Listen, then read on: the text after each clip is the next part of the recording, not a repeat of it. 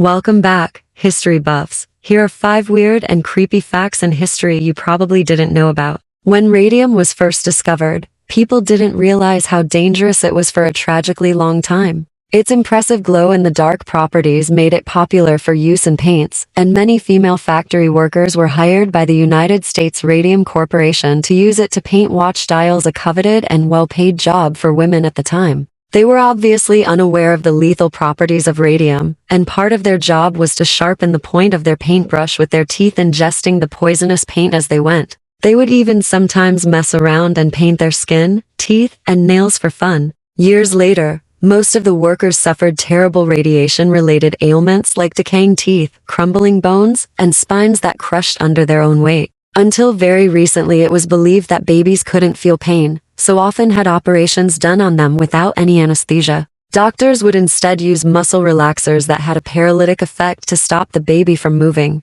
This meant that while they couldn't move or cry while they were being operated on, they could still see, hear, and feel everything that was done to them. The belief that infants under the age of 15 months couldn't feel pain was largely accepted until the late 1980s. In 1518, the city of Strasbourg was hit by a dancing plague where people would dance uncontrollably for days at a time. It began with a single woman dancing solo for a few days, before eventually more and more people became affected. Doctors proclaimed that the illness was caused by overheated blood, and recommended that the inflicted should continue to shimmy and sway the fever away. Musicians were even called in, and a stage was set up in the town center to give the dancers more room. While the idea may seem funny at first, most of them kept dancing till they fell unconscious, and some died from exhaustion, heart attack, or stroke. Being buried alive was way more common than you might have thought in the 18th century. At the time, the mortality rate was so high that doctors weren't always present to make sure the patient was actually dead, so witnesses would often take the apparent lack of breathing or a pulse as enough of a confirmation.